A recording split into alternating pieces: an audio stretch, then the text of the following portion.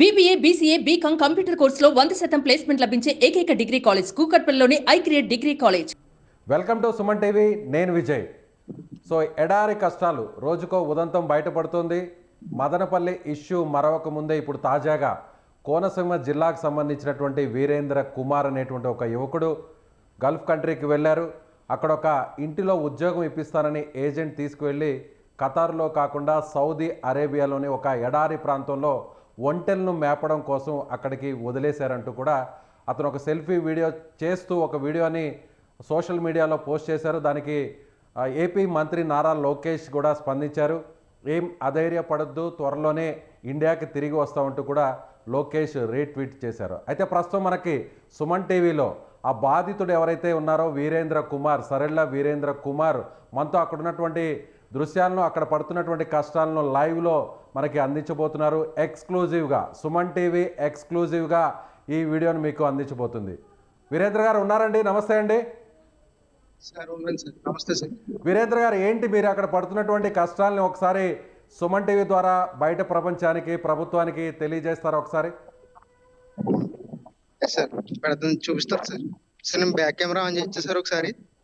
పర్లేదు, back camera on. First మీరు చెప్పండి, మీరు ఫ్రంట్ కెమెరాలోనే మీరు పడుతున్న కష్టాలు ఏంటో చెప్పి అక్కడున్న సిచ్యువేషన్ని తర్వాత బ్యాక్ కెమెరా ద్వారా వివరించండి. ఇప్పుడు మీరు ఎగ్జాక్ట్గా ఏ లొకేషన్లో ఉన్నారు సౌదీ అరేబియాలో, మీకు ఐడియా ఉందా?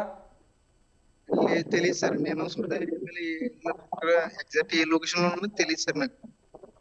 ఓకే, ఎస్, మీ కష్టాలు ఏంటో చెప్పండి, ఏంటి ఇబ్బంది ఏంటి చెప్పండి ఒకసారి ఫస్ట్. సరే, ఇక్కడ తిన్నాను సరైన తిండి ఉండదు sir.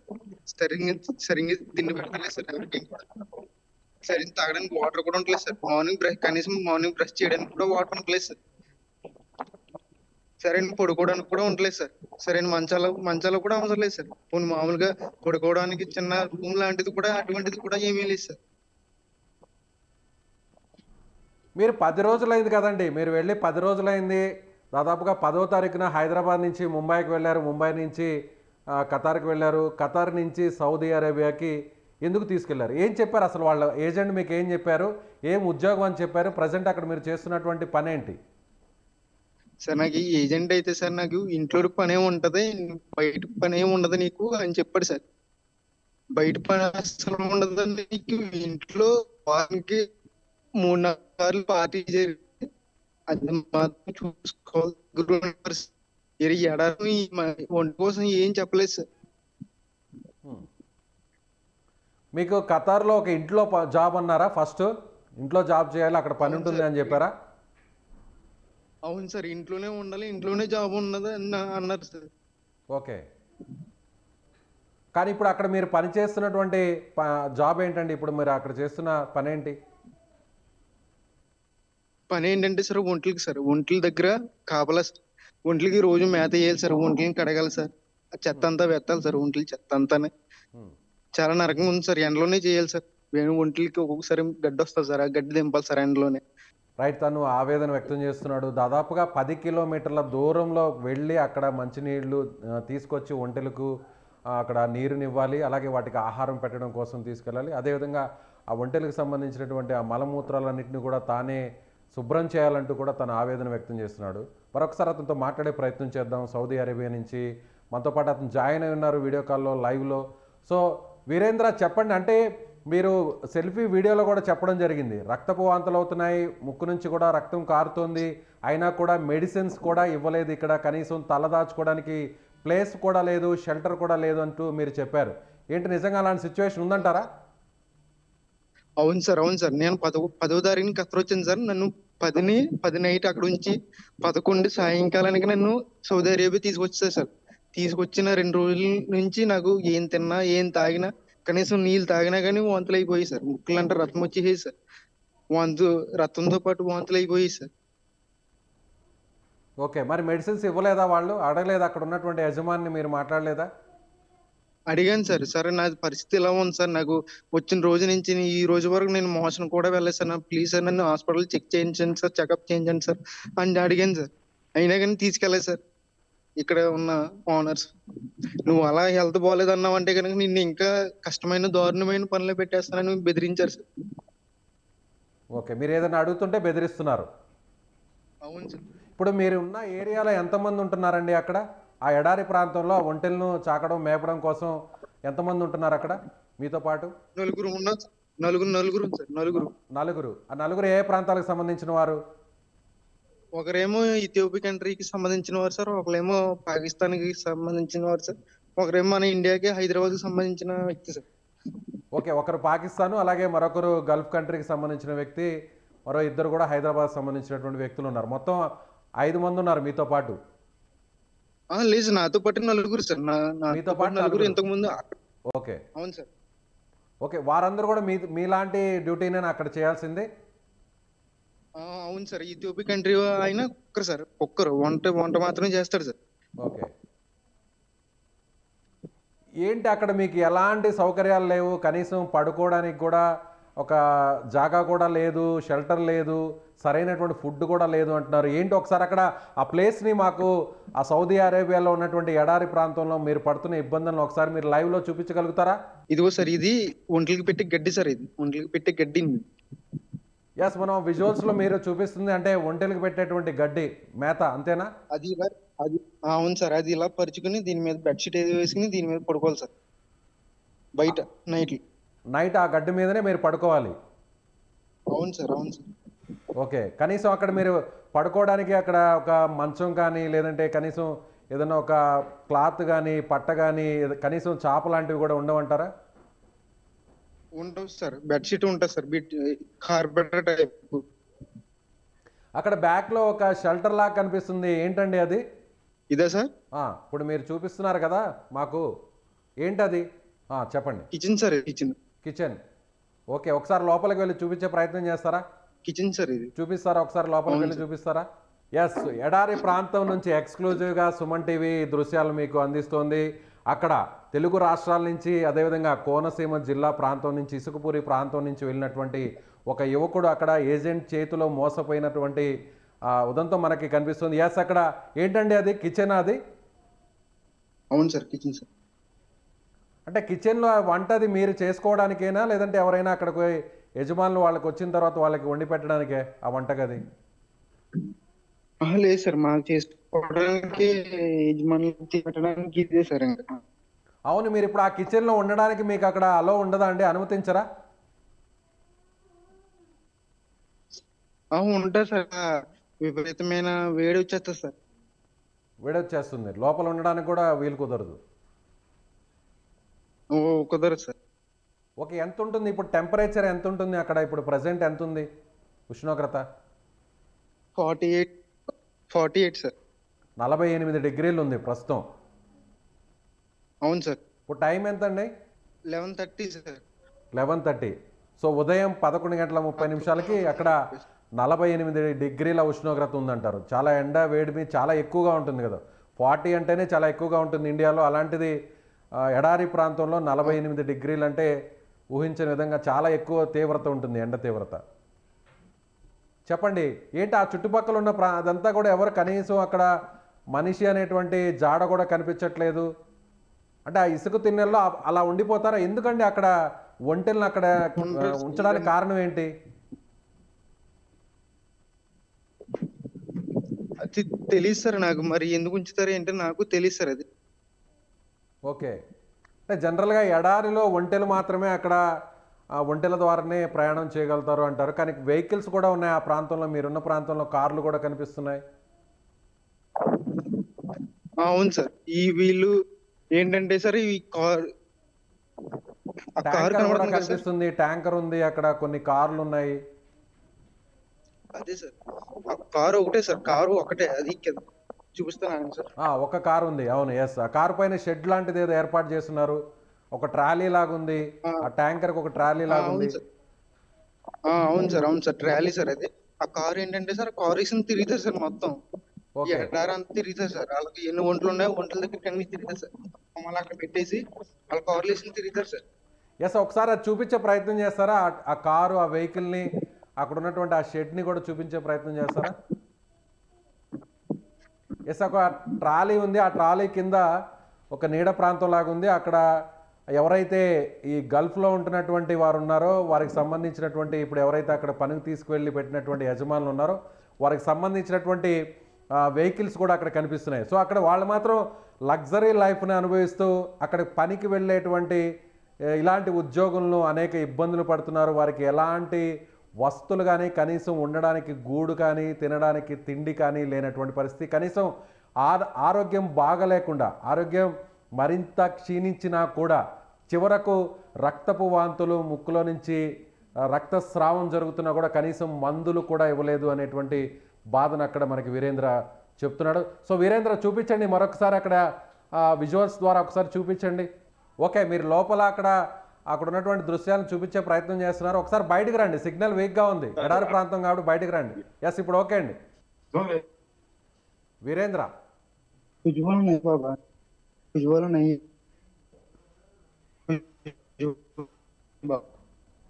Hello hello hello Virendra ఎవరు, అతను ఎవరు?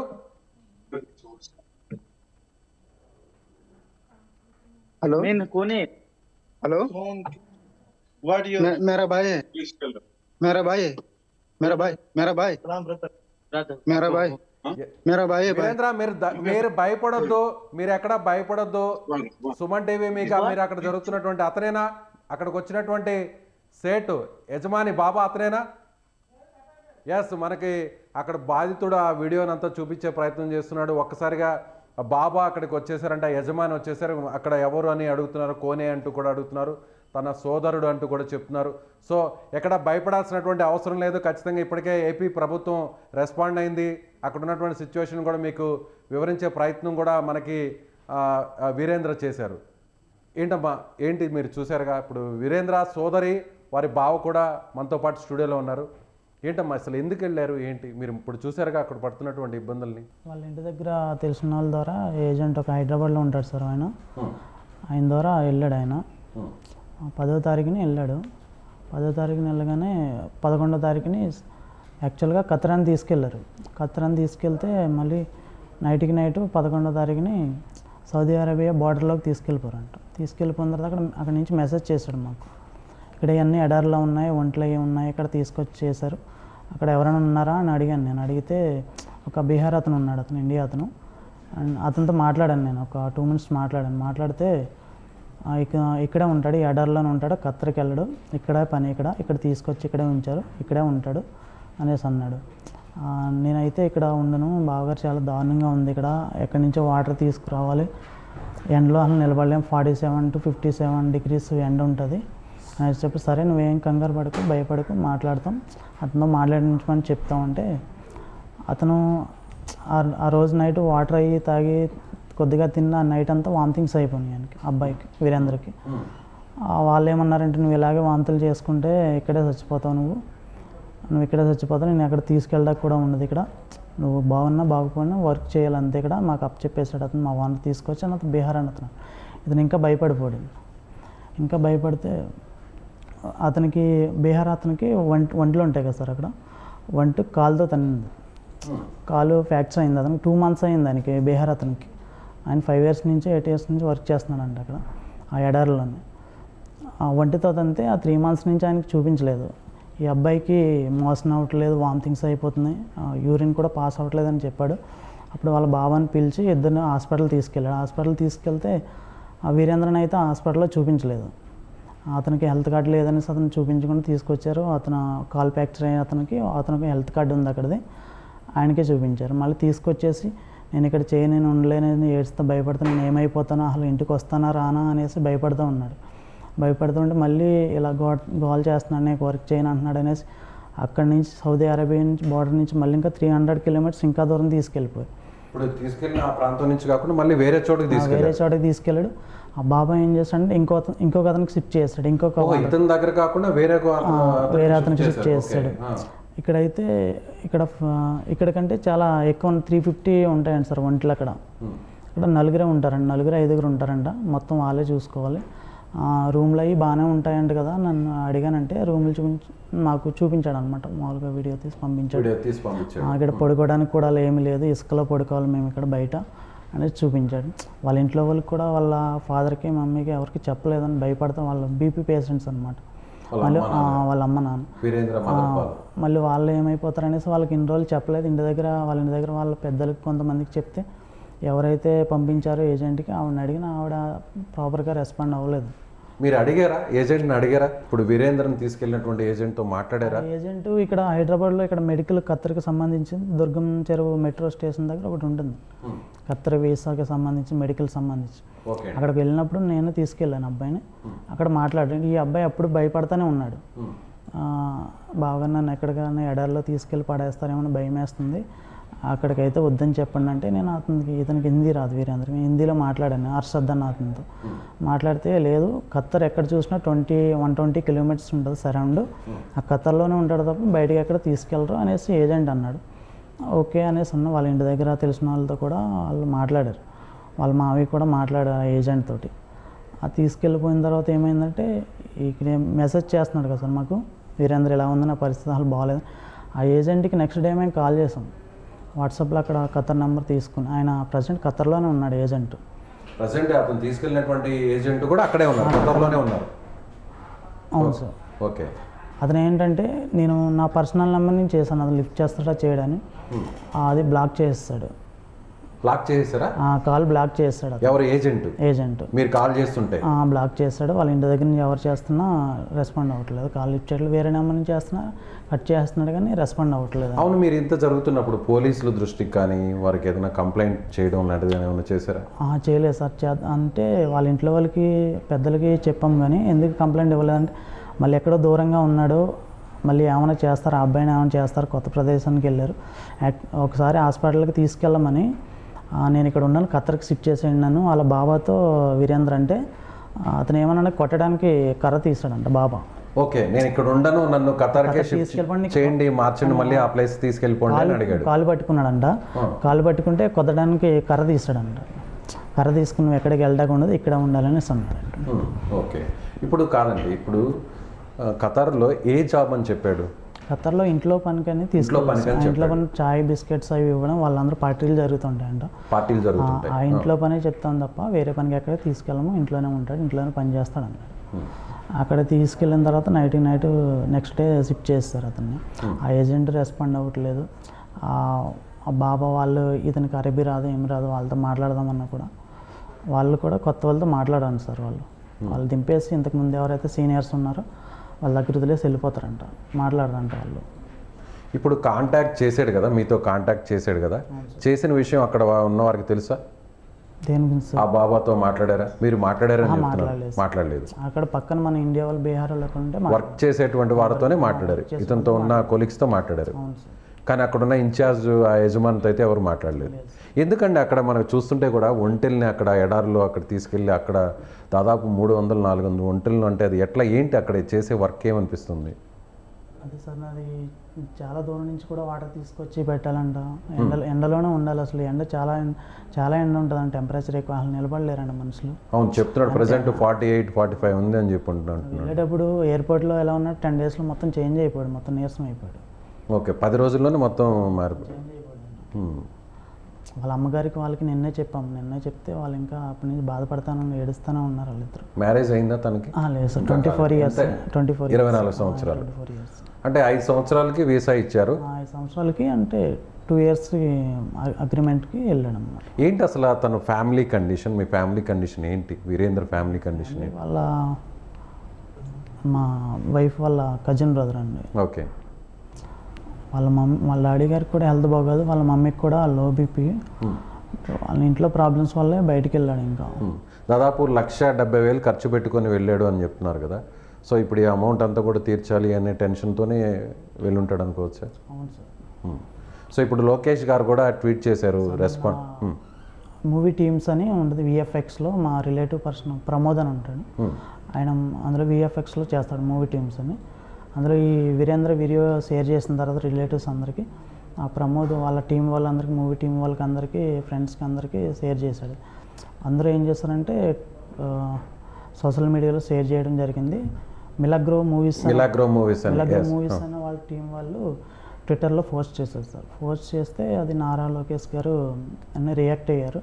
నైట్ ఒక 11-11:30కి పోస్ట్ చేస్తే ఆయన అంతా ఒక 1/2 hourలో రియాక్ట్ అయ్యారు సార్. ఆయన అది నారా లోకేష్ గారు రియాక్ట్ అయిన వెంటనే రిప్లై ఇచ్చిన వెంటనే కొంచెం నాకు టెన్షన్ తగ్గింది. ధైర్యం వచ్చింది, టెన్షన్. ఆల్రెడీ మదనపల్లిలో కూడా శివకుమార్ అనేటువంటి వ్యక్తి కూడా ఒక 4 రోజుల కిందట ఇలాగే జరిగింది. వెంటనే లోకేష్ గారు రెస్పాండ్ అయ్యి అతను ఇమీడియట్గా తీసుకుని వచ్చారు. సో ఎవరైనా అధికారులు ఏమన్నా మాట్లాడడం జరిగింది? ఎవరైనా అక్కడికి మీ దగ్గరికి మాతో ఎవరు మాట్లాడలేదు సార్. వీరేంద్రకి అయితే కాల్ చేశారండి, ఎన్ఆర్ టీం ఎవరో కాల్ చేశారంట, మీరేం భయపడకండి, ఇక్కడ మేము తీసుకెళ్తామని అన్నారండి సార్. రైట్, ఒకసారి మనకి స్క్రీన్ మీద చూద్దాం లోకేష్ చేసినటువంటి ట్వీట్. ఏదైతే వీరేంద్ర చేసినటువంటి వీడియోకి సంబంధించి కూడా మిలాగ్రా మూవీస్ అనేటువంటి వీరి సన్నిహితులు ఉన్నారో ఆ సన్నిహితులకు సంబంధించి కూడా లోకేష్ని ట్యాగ్ చేస్తూ ట్వీట్ చేశారు. ఒకసారి స్క్రీన్ మీద లోకేష్ ఏమని ట్వీట్ చేశారో ఒకసారి చూసేటువంటి ప్రయత్నం చేద్దాం. ఎస్, ఈ వీడియోలో ఉన్న అబ్బాయి పేరు వీరేంద్ర కుమార్ సరెల్లా. ఇతను ఈ నెల 10వ తేదీన ఖతార్ వెళ్ళడం జరిగింది. అక్కడికి వెళ్ళిన తర్వాత 11వ తేదీన సౌదీ అరేబియా తీసుకుని వెళ్ళి ఒంటెలు ఉన్న ఎడారిలో పడేశారు అంటూ కూడా అక్కడ ఉన్నటువంటి విషయాన్ని కూడా మిలాగ్రో మూవీస్ ఒక వీడియోని పోస్ట్ చేశారు ట్వీట్ ద్వారా. సో వెంటనే కొన్ని నిమిషాల్లోనే లోకేష్ గారు స్పందించడం జరిగింది. Virendra, we will bring you back home safely, don't worry. So మీరు ఎక్కడ కూడా అధైర్యపడవద్దు, నిన్ను క్షేమంగా వెనక్కి తీసుకొస్తామంటూ కూడా లోకేష్ గారు, ఏపీ మంత్రి నారా లోకేష్ గారు కూడా ట్వీట్ చేశారు. సో ఇప్పుడు మీకు భరోసా ఉందా మళ్ళీ తిరిగి వస్తారు? ఆ మెసేజ్ చూసిన తర్వాతే కొంచెం కాన్ఫిడెంట్గా ఉన్నాం, కొంచెం టెన్షన్ కూడా అంత పోయిందనమాట, ఎలాగైనా ఇండియాకి తీసుకొస్తారు సేఫ్గా అనేసి. సో ఏజెంట్ మోసం వల్ల ఇదంతా జరిగిందంటారా? అవును సార్. ఓకే, సో ఇప్పుడు ఆ ఏజెంట్ని ఇప్పుడు ప్రజెంట్ అతను అందుబాటులో ఉన్నాడా మీతో? లేదు సార్, ఆయన అయితే కాల్ రిసీవ్ చేయట్లేదు, కాల్ కట్ చేస్తున్నాడు. ఖత్తర్ నెంబర్ వేరే నెంబర్ నుంచి ఏదైనా ట్రై చేసినా కూడా? లేదు సార్, ఎవరు చేసినా చేయట్లేదు. వాళ్ళ మావయ్యకి ఒకసారి కాల్ ఎత్తాడంట, కాల్ లిఫ్ట్ చేస్తే నేను నీకు ఆన్సర్ చేయవలసిన అవసరం నాకు లేదు, మీ ఇంటి దగ్గర ఎవరైతే ఉన్నారో వాళ్ళ ద్వారా మాట్లాడాను, నేను జంగిల్ వర్క్ అనేసి తీసుకెళ్ళాను అనేసి మళ్ళీ వాళ్ళు మ్యానిపులేట్ చేస్తున్నానండి. ఎంత జీతం అని చెప్పారండి? శాలరీ అయిన దగ్గర డిస్కౌంట్ 30,000 సంథింగ్ అనేసి మన ఇండియన్ కరెన్సీలో. అవును సార్. ఓకే, 30,000 ఇస్తామని తీసుకెళ్లారు. అవును సార్. సో 30,000 కోసం అంత దూరం వెళ్ళడం అనేది నిజంగా సాహసోపేతమే కదండి, అంత దూరం వెళ్ళడం. అందరూ అంటే వాళ్ళకున్న ప్రాబ్లమ్స్ వాళ్ళకు ఉంటాయి కదా సార్. అవును, రైట్. సో మీరేమీ అధైర్యపడద్దు, ఖచ్చితంగా సుమన్ టీవీ అండగా ఉంటుంది. అలాగే ఇప్పటికే మంత్రి కూడా రెస్పాండ్ అయ్యారు. చెప్పండి. రిలేటివ్స్ కూడా కొంతమంది చెప్పారు, మా ఫ్రెండ్స్ కూడా కొంతమంది చెప్పారు, సుమన్ టీవీకి కాంటాక్ట్ చేయండి, వాళ్ళు వెంటనే రియాక్ట్ అవుతారు అంటే నైట్ నేను కూడా వీడియో షేర్ మీరు కూడా మాకు వీడియోని సెండ్ చేశారు. అక్కడ మీరు ఆ మొరాల వీడియోస్ మూవీ టీం వాళ్ళకి ఏ విధంగా సెండ్ చేశారో అలాగే మీరు మాకు సెండ్ చేశారు. మార్నింగ్ కాల్ వచ్చింది, ఇలా రమ్మన్నారు, రండి కాంటాక్ట్ సుమన్ టీవీ వాళ్ళు కాంటాక్ట్ చేయండి. సో ఇక్కడ బాధితులు చెప్తున్నట్టుగా వారి సన్నిహితులు ఎవరైతే మూవీస్లో వర్క్ చేస్తున్నటువంటి కొంతమంది టెక్నీషియన్స్ ఉన్నారో వారికి వీడియోను పంపడం జరిగింది. అదేవిధంగా సుమన్ టీవీకి కూడా వీడియోను పంపాము. వెంటనే వారు ట్వీట్ చేసిన వెంటనే లోకేష్ గారు కూడా రీట్వీట్ చేస్తూ ఆయన స్పందించారు. సుమన్ టీవీ కూడా వెంటనే మార్నింగ్ స్పందించారు. సో ఖచ్చితంగా సుమన్ టీవీని ఆశ్రయిస్తే మీకు న్యాయం జరుగుతుంది అనేటువంటి విషయాన్ని కొంతమంది సన్నిహితులు చెప్పారు. కాబట్టి మేము కూడా సుమన్ టీవీని ఆశ్రయించాము. బాధితులకు సామాన్యులకు సుమన్ టీవీ అండగా ఉంటుందనేటువంటి విషయాన్ని కూడా మరొకసారి బాధితులు కూడా చెప్తున్నారు. ఖచ్చితంగా మీరేం అధైర్యపడొద్దండి. ఖచ్చితంగా శివకుమార్ లాగే మళ్ళీ తిరిగి మీ ఎవరైతే వీరేంద్ర కుమార్ ఉన్నారో ఆయన కూడా సేఫ్గా వస్తారు. ఖచ్చితంగా ప్రభుత్వం కూడా, ఏపీ ప్రభుత్వం కూడా ఇప్పుడు ఏది జరిగినా కూడా వెంటనే ఇమీడియట్గా రెస్పాండ్ అవుతుంది. ఆల్రెడీ లోకేష్ గారు ఆల్రెడీ మీకు ధైర్యం ఇచ్చారు, ఆయన భరోసా ఇచ్చారు, ఆయన కూడా ఒక హామీ ఇచ్చారు. కొన్ని రోజుల వ్యవధిలోనే తిరిగి వస్తారని మనం ఖచ్చితంగా ఆశిద్దాం. ఖచ్చితంగా వస్తారని కూడా మేము భావిస్తున్నాం. Thank you so much. So అందరూ కూడా అప్రమత్తంగా ఉండాలి. విదేశాలకు వెళ్ళేటువంటి వారందరూ కూడా ఈ విధంగా శివకుమార్, నరేంద్ర కుమార్ లాగా, వీరేంద్ర కుమార్ లాగా ఇబ్బందులు పడవద్దు. సో అన్ని విషయాలను కూడా తెలుసుకున్న తర్వాత, గ్రహించిన తర్వాత, వాస్తవాలన్నీ కూడా పరిశీలించిన తర్వాతే విదేశాలకు వెళ్ళాలి, అక్కడ ఉద్యోగాలకు వెళ్ళాలి. సో ఈ విధంగా వీరేంద్ర కుమార్లా మోసపోవద్దు, అక్కడికి వెళ్ళి ఇబ్బందులు పడొద్దు అంటూ కూడా మరొక్కసారి సుమన్ టీవీ హెచ్చరిస్తోంది. Thank you so much.